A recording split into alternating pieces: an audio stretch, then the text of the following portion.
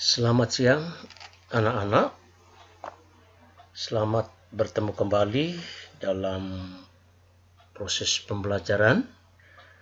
Bagaimana? Tetap semangat?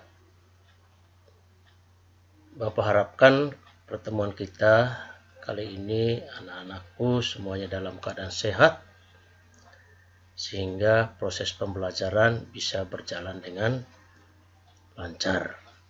Kemudian anak-anak, pada kesempatan ini Bapak sampaikan jangan lupa absensi setiap kegiatan supaya Bapak tahu bahwa yang hadir siapa, yang sakit izin alpa siapa. Jadi sekali lagi anak-anak tetap semangat. Kemudian tugas yang kemarin yang Bapak berikan pada pertemuan-pertemuan sebelumnya, Bapak harapkan anak-anak semuanya mengerjakan dan akhir Agustus segera dikumpul ke sekolah. Untuk materi hari ini adalah faktor-faktor pendorong dinamika kelompok sosial, di mana dalam pertemuan-pertemuan sebelumnya berkaitan dengan kelompok sosial, tempat berkumpulnya manusia yang memiliki kepentingan yang sama. Sehingga dalam kelompok sosial itu jelas harus memiliki perubahan-perubahan ya untuk mencapai sesuatu yang diinginkan. Jadi faktor-faktor pendorong dinamika kelompok sosial antara lainnya: 1. Faktor pendorong dari luar kelompok atau istilahnya ekstern. Di sini kita bagi lagi antara lain: A. Perubahan situasi sosial. Perubahan situasi sosial anak-anak ini sangat mendukung jalannya kelompok sosial tersebut. Situasi sosial itu adalah situasi atau kondisi di dalam masyarakat. Situasi atau kondisi di mana berlangsungnya hubungan antar individu yang satu dengan individu yang lain. Jadi kalau hubungan kita selalu berkomunikasi, selalu berinteraksi dengan baik, tentunya perjalanan kelompok sosial itu berjalan dengan baik dan lancar. Ya, seperti situasi kita saat ini, situasi dalam kondisi COVID-19, di mana hubungan kita satu sama lain mengalami hambatan. Tidak bisa kita secara langsung lebih banyak bertemu tatap muka, tetapi kita harus menggunakan protokol kesehatan atau bisa lewat komunikasi alat teknologi seperti HP, sehingga itu yang bisa menghubungkan kita atau kita bersaling berinteraksi satu sama lain. Seperti dalam gambar ini ada istilah social distancing, di mana keseharian kita saat ini, hubungan kita dengan yang lain harus ada jaraknya. Ya, dalam komunikasi kita harus menggunakan protokol kesehatan. Ya, seperti di situ orang lagi antrian, jadi harus menjaga jarak. Ya. Memang seolah-olah hubungan kita itu tidak akrab. Tetapi Bapak yakin ada kesempatan-kesempatan yang baik bila COVID-19 ini sudah berakhir, tentunya kita kembali untuk saling berkomunikasi secara akrab satu sama lainnya.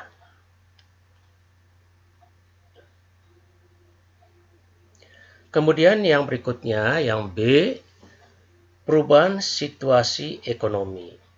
Ya, ini berkaitan dengan situasi COVID-19 ini. Memang situasi ekonomi kita agak tersendat ya mengalami kemerosotan, ya karena memang tenaga-tenaga kerja yang bekerja di perusahaan kita ataupun di lapangan industri tentu mengalami penurunan, atau bahkan ada istilah ada yang di PHK atau dinonaktifkan ataupun dirumahkan, sehingga perjalanan roda ekonomi kita mengalami hambatan atau ketersendatannya. Jadi perubahan situasi ekonomi itu adalah keadaan baik atau lancar dan tersendatnya perjalanan ekonomi. Nah, lihat di dalam gambar pertumbuhan ekonomi berkualitas Indonesia merdeka. Nah, ini kita lihat sebelum COVID-19 ini memang pertumbuhan ekonomi kita sangat pesat, mengalami perkembangan yang baik, ya, terutama sejak Indonesia merdeka. Jadi pertumbuhannya sangat memungkinkan atau sangat berkualitas. Kemudian perubahan situasi politik. Yang C, perubahan situasi politik. Memang dalam situasi politik akhir-akhir ini ya memang mengalami hal-hal yang tidak diinginkan. Contoh di setiap pemilu, ya, jadi setiap kontestan memiliki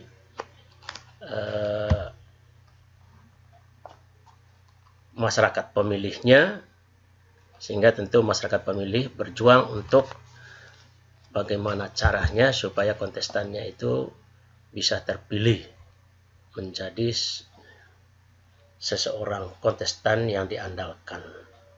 Ya, jadi perubahan atau pembaruan sesuai dengan situasi dan kondisi dalam partai politik maupun masyarakat.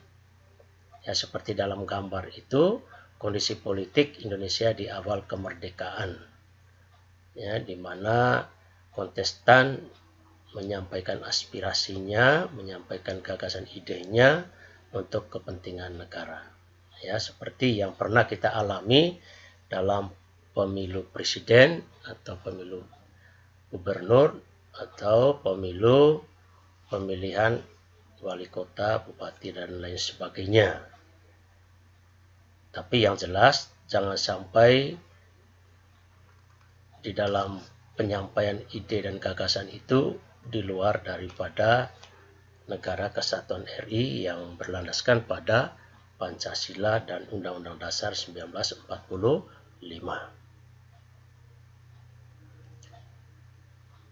Jadi demikian faktor-faktor yang berasal dari luar atau ekstern kelompok masyarakat. Yang kedua, faktor pendorong dari dalam kelompok, intern, dari dalam kita sendiri, dari dalam kelompok itu sendiri yang mengalami masalah atau hambatan dalam perjalanan kelompok itu sendiri. Antara lainnya, A, adanya konflik antar anggota kelompok. Memang tidak sempurna bahwa dalam satu kelompok itu selalu berjalan dengan baik atau normal, mulus. Tetapi di dalam kelompok itu tentu memiliki ketidaksamaan pendapat. Tapi seyogianya memang kalau ada terjadi ketidaksamaan pendapat harus diluruskan. Ya, harus ada yang memberikan atau dituahkan untuk membatasi atau menghadapi situasi bila masyarakatnya mengalami tidak sependapat dengan anggota kelompoknya. Seperti di dalam gambar itu, bahwa antar anggota kelompok mengalami masalah-masalah yang mereka hadapi karena tidak sesuai dengan pendapat antar anggotanya masing-masing. Ini juga termasuk masalah intern dalam kelompok sosial. Kemudian adanya perbedaan kepentingan. Perbedaan kepentingan. Ada kepentingan demi individu, demi pribadi. Tapi ada kepentingan untuk kepentingan banyak orang.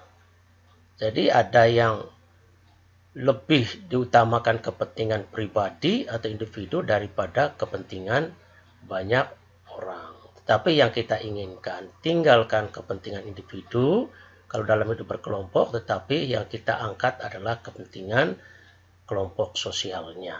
Ya, itu dalam kehidupan sosial. Jadi kelompok sosial, jadi tinggalkan perbedaan kepentingan pribadi di atas kepentingan kelompok sosial. Ya, tetapi ini wajar dalam kehidupan masyarakat. Tetapi kita mengambil jalan tengah, ya, untuk mengambil suatu kesepakatan bahwa kelompok sosial itu lebih penting dibandingkan dengan kelompok secara individu.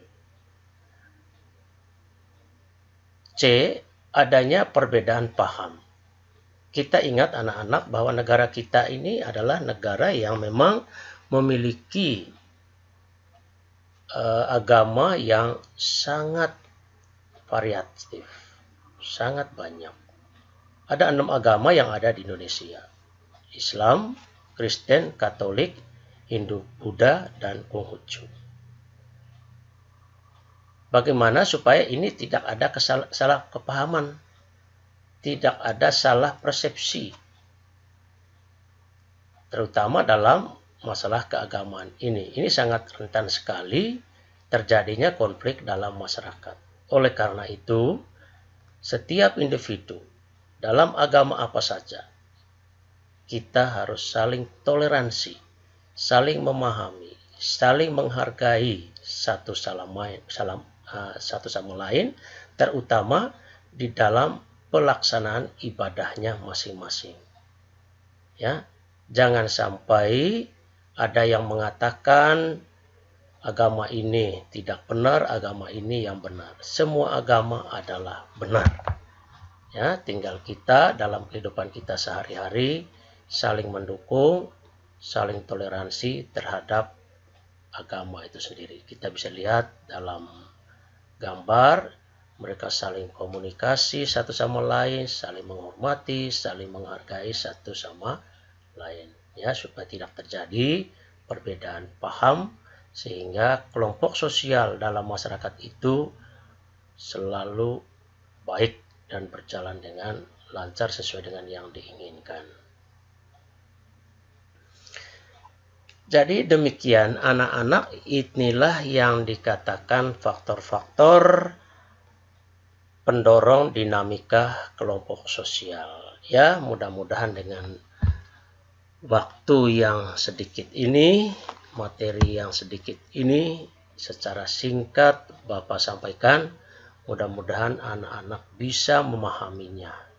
Ya, sekali lagi, untuk lebih memahami materi ini, silakan anak-anakku melihat dalam buku paketnya, dibaca. Ya, dibaca, tolong dibaca, ya, lebih dipahami lagi. Ya, ya anak-anak. Ya. Kemudian untuk selanjutnya, anak-anak lihat gambar ini. Gambar yang pertama, kedua presiden Amerika dan Korea Utara. Ya, ada gambar. Kemudian di bawah ini ada gambar yang transaksi keuangan di bank. Ya, silakan Anda mendeskripsikan, menceritakan kedua gambar tersebut. Ya, karena gambar ini sesuai dengan materi yang barusan kita sampaikan, dan kerjakan dalam buku tulis. Demikian anak-anak, pertemuan kita saat ini. Waktu kita sangat terbatas karena kondisi saat ini COVID-19. Jadi tidak ada tanya jawab. Bapak akhiri, selamat siang dan tetap semangat untuk kita semua. Dan COVID segera berlalu. Terima kasih.